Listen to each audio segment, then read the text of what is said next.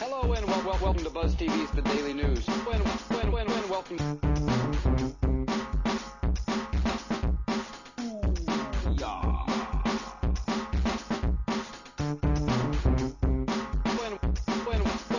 Welcome.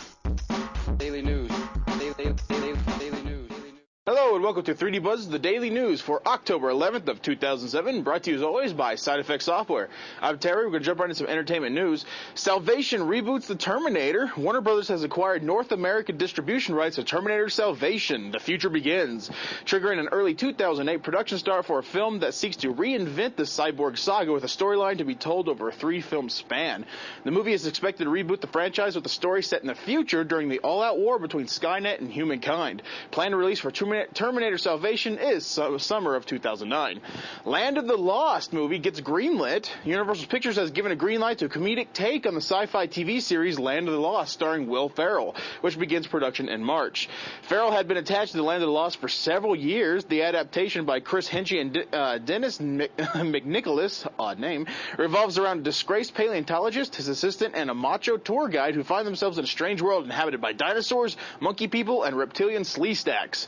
Can't believe I could say the word sleestacks, but I couldn't say the guy's last name. Anyway, Batman debut comic turns up. This is every comic nerd's dream right here.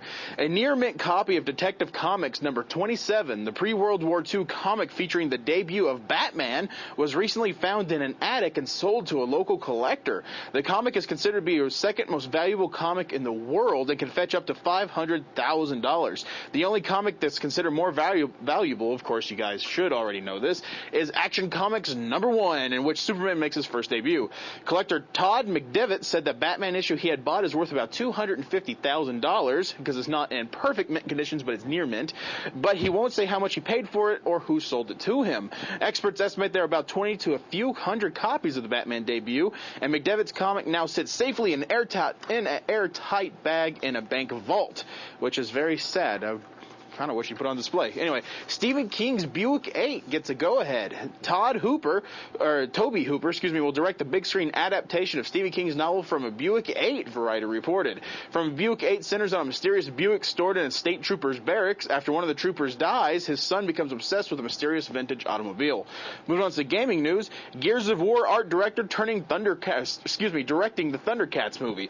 Warner Brothers has tapped Jerry O'Flaherty, art director of Epic's Gears of War, to direct their upcoming Thundercats feature film. The movie is going to be all CG, and Flaherty plans to remain faithful to the franchise, which Variety describes as, quote, a group of humanoid cats who must flee the planet of Thundera, which is destroyed. Once crash landed on another planet, Third Earth, they must thwart Mumra, an evil sorcerer bent on killing them off. I'm not a huge Thundercats fan, although I did used to watch it religiously when I was little, but I don't know if this could be a good movie. Anyway, software developers are worried about the Wii and hesitant to make games. IGN reports on a recent article that the Nikkei Business Daily, after speaking to a number of software houses on the future of the Wii, the Business Daily reveals that the several developers, preferring to stay anonymous, expressed concerns over the longevity of the system and were hesitant to develop games in the event of the Wii's popularity suddenly dropping.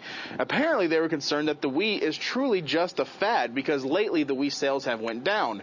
I don't know, by about 3 or 4 dozen. But they're still selling out like crazy in stores, but the people are still scared to make games for it because they still think it's going to be a fad. Now, we'll see this upcoming season, but if they don't jump on the boat soon, there's going to be a reason that the Wii became a fad, because third-party developers didn't make any games for it. So it's kind of a, catch-22 situation there. But anyway, another thing that they were complaining about was that Nintendo likes to, put their exclusives out first. Granted, it is their system. They're allowed to do stuff like that, but that's another big complaint from developers. Moving on to tech news, hard drives are, they may well be banned. An International Trade Commission has announced that it plans to begin an investigation into several companies that either make or use certain hard drives. In a statement issued yesterday, the ITC said that the hard drives in question are alleged to infringe on patents owned by California residents Stephen and Mary Reiber. The two filed a complaint in the ITC in September saying the importation of hard drives violates Section 337 of the Tariff Act of 1930. Anyway, there are currently 5 companies being investigated by ITC, including some big guys like Western Digital, Seagate, Toshiba, Hewlett-Packard, and Dell. All 5 companies either manufacture drives that use, quote, dissipative ceramic bonding tips. Dissipative ceramic bonding tips. One day that's going to be the answer for a quote on some kind of $1 million game show. Anyway, or sell products that use such hard drives. These parts are used to bond electrical wires within the hard drive. While the ITC doesn't specify exactly which patents the technology allegedly infringes on, the 2 that were described are more than likely them. Apple and AT&T have been hit with an $800 million lawsuit.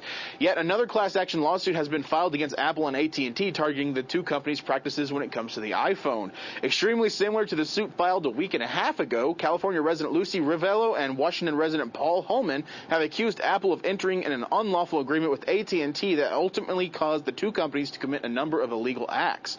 This includes preventing the iPhone from being unlocked and used on other carriers, as well as keeping third parties from developing software for the iPhone. Now that calls into question, why is that illegal? It is their phone after all. They did develop it, so if they don't want anybody else putting crap on it, do they have the right to do that? Well, we'll have to wait and see if, $800 million says yes or no. That is the news for the evening. I hope you guys have a nice night, and I will see you again tomorrow.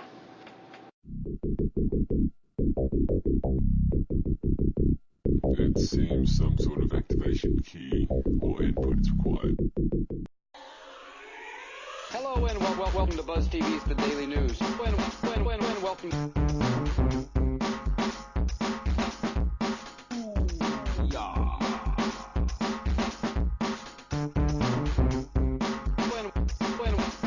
Welcome.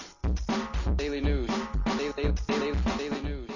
Hello and welcome to 3D Buzz, the Daily News for October 11th of 2007, brought to you as always by Side Effect Software. I'm Terry. We're going to jump right into some entertainment news. Salvation reboots The Terminator. Warner Brothers has acquired North American distribution rights to Terminator Salvation. The future begins, triggering an early 2008 production start for a film that seeks to reinvent the cyborg saga with a storyline to be told over a 3-film span. The movie is expected to reboot the franchise with a story set in the future during the all-out war between Skynet and humankind. Planned release for Terminator Salvation is summer of 2009. Land of the Lost movie gets greenlit. Universal Pictures has given a green light to a comedic take on the sci-fi TV series Land of the Lost starring Will Ferrell, which begins production in March. Ferrell had been attached to the Land of the Lost for several years. The adaptation by Chris Henchy and